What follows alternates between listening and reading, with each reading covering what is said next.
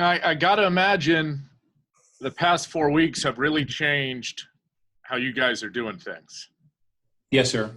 Yeah, walk me through some of those changes. Sure. Well, first off, we're adjusting to the sheer volume of people calling us and getting through, or calling us or contacting us online to submit their applications. But we've shifted more people over to assist handling unemployment insurance claims. Under normal times, and we'll say normal is any time prior to the beginning of March, we have 4 call centers that we operate around the state. They're in different locations in the state. And those call centers are staffed by about 350 to 400 people taking calls. We've added 4 outside contract call centers, 3 of them with 300 people, the first one with 150, but they should grow to 300. The last call center that we've added will come online, and by that I mean they'll start taking calls probably this Friday, not probably, but this Friday. They're completing their crash training, and they'll do a day or half a day of supervised calls, and they'll start taking calls on their own. So that'll be more than a doubling, a tripling of the number of people we have taking calls. The majority of our claims have traditionally come in, and they still are coming in online. When this thing first started, I began to bring our computer systems, slow them down. We had one time where the computer systems came down completely because of the sheer volume of people trying to access them. So we increased the number of servers that we have supporting our web application to submit a claim. We went from 5 to 10, and now we've gone from 10 to 20. This is an old system built back in the 1990s, early 1990s.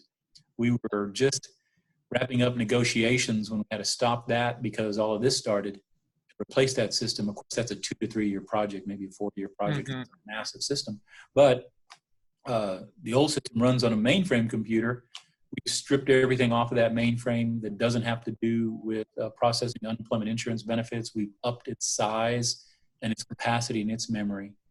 So those kinds of things have changed. Internally, week 1, we shifted 200 people over to help work claims immediately. And then after that, we started reassigning staff from other divisions in the agency to assist.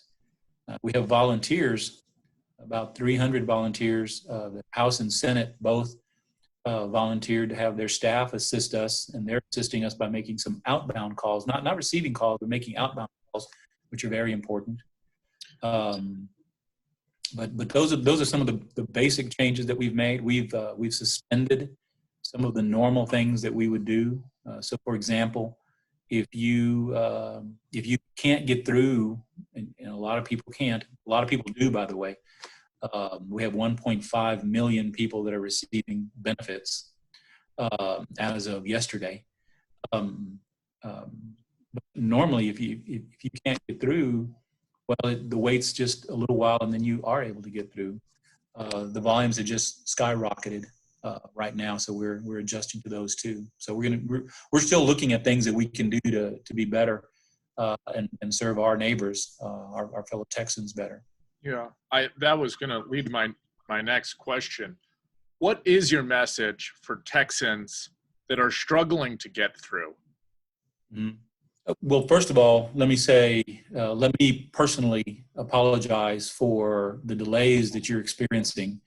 We are probably as frustrated, if not more frustrated than you are, because we know we can help you. We have the tools, we have the resources to assist you. The biggest challenge we have is being able to get to you or you get to us. I mentioned that we had now with all the call centers, including the one that's coming online on Friday, we'll have over 1,200, 1,400 people taking calls. Normally we have 400 people taking calls. About two and a half weeks ago, we added 400 phone lines. The day we added them, they immediately got flooded. So first, what I would say to people trying to get through is we will get to you. You will get to us. We'll do whatever it's going to take to assist you. Second, you're trying to call us to file a claim, and this is the first time that you're trying to file a claim, please try to do that online. Our online service is open 24 hours a day, 7 days a week.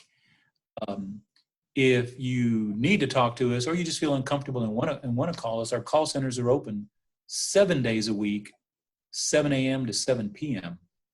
I've heard stories from individuals who call me to tell me that they hadn't had trouble getting in, and then some people do call me back and say, I did get in, but what I did, I called early Saturday morning, or I called early Sunday morning, or I called late on Sunday afternoon, or I went online, in the middle of the night, and I just got everything taken care of. So one, I want to say personally, apologize for the delays. Two, assure you that we're doing absolutely everything we can to be able to address your needs. And I also want to assure you that we understand this is not just about money. This is a lifeline. You are our neighbors, and we care about our neighbors. This is one of those situations where Texans are helping Texans. And then the third thing, if you don't mind, if I can appeal to people who are calling in just to check on the status of things. You've already filed your claim. You've gotten a notice from us saying to request your first payment on this day. You've requested your first payment. We've told you how much you're going to get.